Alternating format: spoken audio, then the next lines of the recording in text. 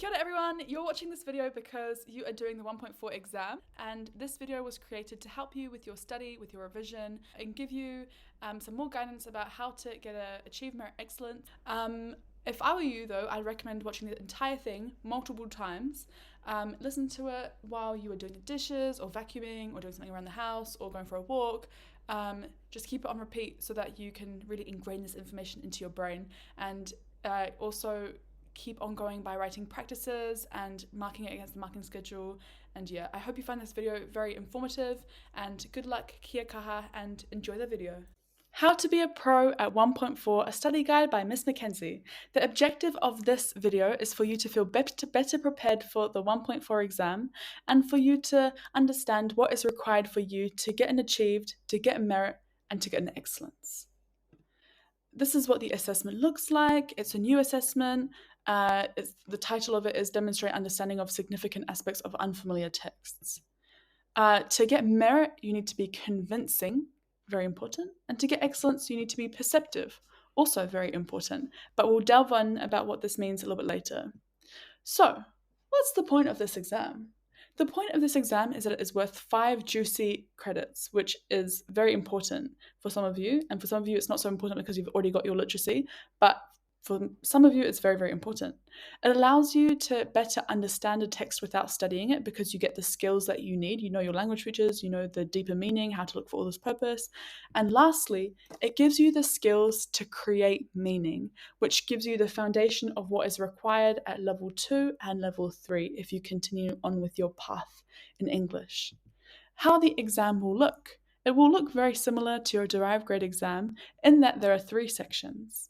The first section is non-fiction, second, poetry, third, prose. Not necessarily in that order. Each section is marked out of 8, and your total is marked out of 24. So what that means is, if I get M5 on my first non-fiction, and then I get E8 on my second section, and I get N0 on my third section, I will get 13, which is a merit. It's just a merit. So anything between the ranges of 0 and 6 is a not achieved, 7 to 12 is an achieved, and so on and so on. It doesn't matter for us because we're not markers. Moving on. So 1.4 do's and don'ts. What I would like you to do is to learn your language features. We're not going to go through them in this video. That's a video for a different time, or for you to find the language features, but you need to be able to learn language features and identify correctly language features. What I would suggest you do is to go onto the Google Classroom, or to find a song that you really like and find metaphors and similes and whatever. So make sure you learn your language features. Annotate, which means take notes of the question and the text. Focus on answering the question. It's very, very important that you actually answer the question. It's amazing that you can be like, okay, this is the simile, but it doesn't mean anything to the marker if you're not actually saying this simile was used because it links to the meaning of and then you link it to the question. So always refer to the question in your answer. And that also means starting by referring to the question, because then your marker knows, okay, this person is paying attention to the question. Reword the question into your answer. Perfect, we just talked about that. Discuss the author's purpose, which is often to inform, to persuade, to entertain. It's something the author wants us to do something as a reader, and also why they created the text. Use peel to structure your response. So start with your point. You tell me your evidence, which is your language feature. So your point is the question reworded. Your evidence is the language feature. Your explanation is you're explaining the language feature, and then you're linking it back to the question, and then you are doing something called zooming out, which is kind of like zoom out of the question. Like, what is the question actually asking from you? Is it asking from you to tell me about racism in New Zealand? Is it asking from you to talk about nostalgia? Is it asking for you to talk about the human connection between phones and the human beings? Or zoom out, like, what is the question actually wanting from you? I don't want you to forget to name the language feature. It is very, very important that you identify the language feature in your answer. You can't just like put quotes and be like, okay, this is a simile. That's not good enough. You have to give me the quote, and you have to tell me that that is a simile.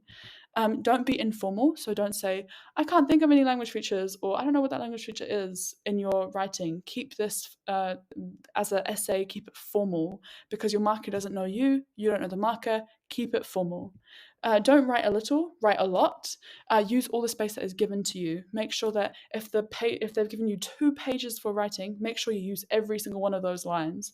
Don't limit yourself by writing a little bit. Write a lot and make sure that you write it well, quality over quantity. But remember, if they've given you lots of lines, that means that they expect that.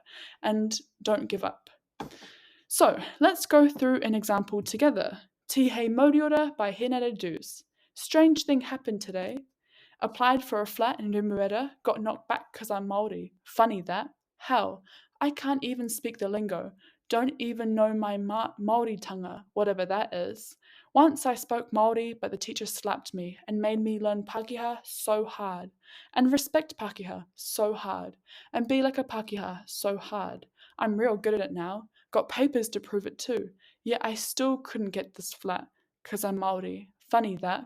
I should have bowled that landlord, but I'd have gone to Parimorimo. Bugger that. That's where lots of Maoris go. Funny that. I'd go back to my marae if I knew where it was, and prove I'm not an Uncle Tom. Oh, weh. I wish those Pākehās would make their minds up about who I belong to, and that's the worst of being half and half, and Pākehā half is always getting the Māori half in trouble. Funny that. In my next reincarnation, I'm coming back as a full-blooded Māori that'll scare the tūtai out of those Pākehā statisticians. I'm going to Ponsonby tomorrow, gonna go get another flat. This time, I'm gonna be a Samoan. Tihei Mauriora, whatever that means. And the question that is being asked is, how does the author show determination in getting a flat?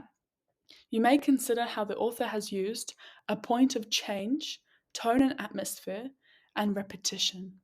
So, what are we going to do? We are going to start by not stressing. So I promise you in the exam that the first time you read the text, it is not going to make sense to you whatsoever. So what you do is you read it multiple times and read the title, and it will help you understand what the poem is actually about. Start by annotating the question and the poem. This will really help you in understanding what is going on and how to structure your response. So let's read this again, and this time we're going to annotate as we go. Strange thing happened today. Applied for a flat in Remuera, got knocked back because I'm Maori. Funny that. Hell, I can't even speak the lingo. Don't even know my Maori tanga, whatever that is. Once I spoke Maori, but the teacher slapped me and made me learn Pākehā so hard and respect Pākehā so hard and be like a Pākehā so hard. I'm real good at it now.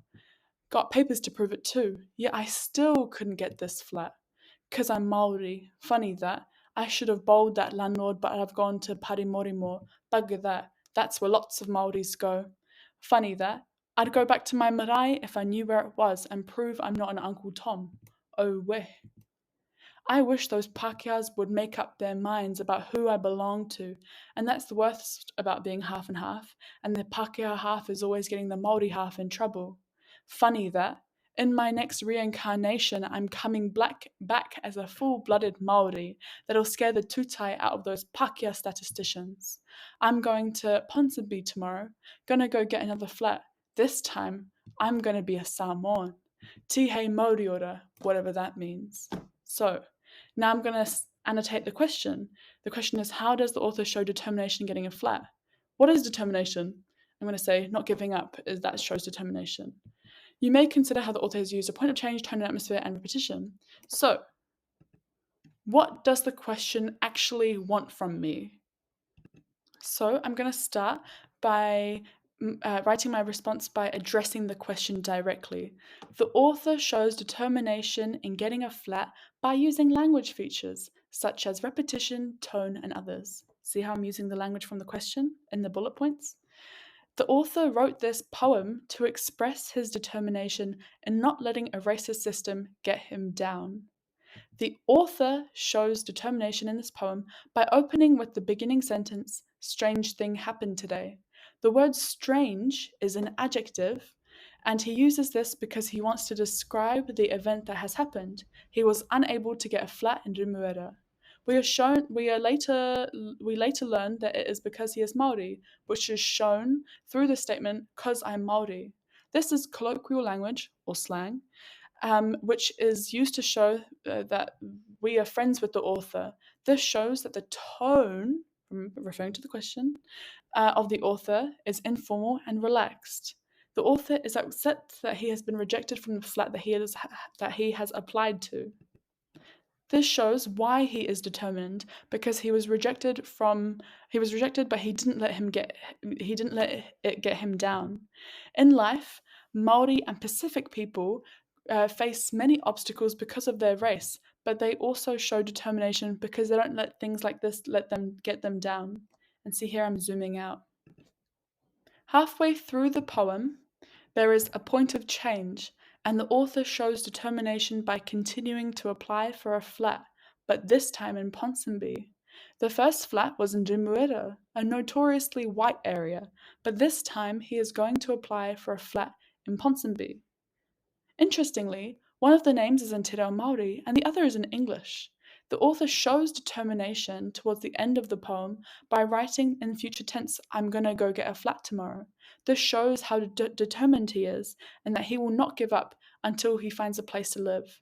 He uses a metaphor in the line, "I'm going to be Samoan," implying that he will be big and strong, playing into the Samoan stereotype. This furthers the idea that the author is determined to fight the colonial structures that exist within Aotearoa.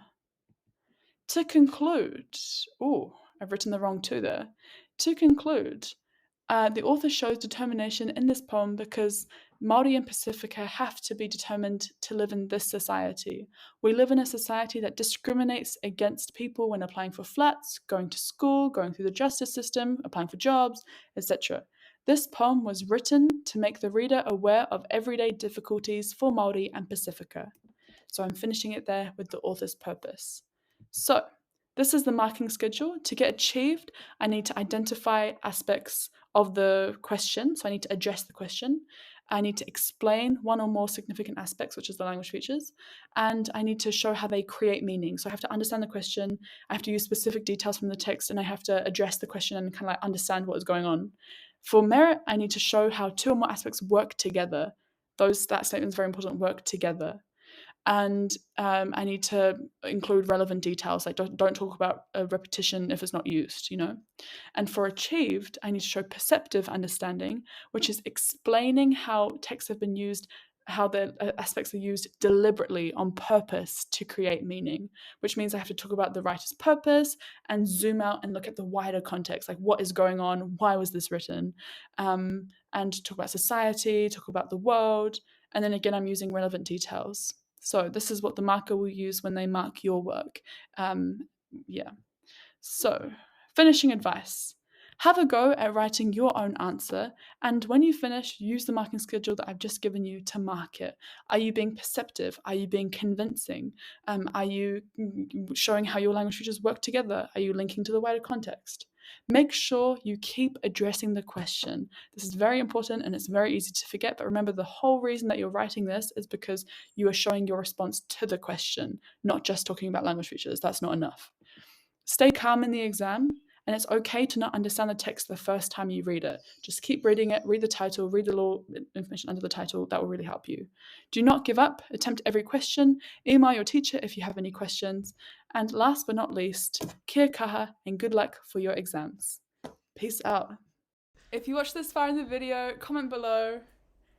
Grey hoodie. Thank you very much for watching. Good luck, kia kaha. Bye!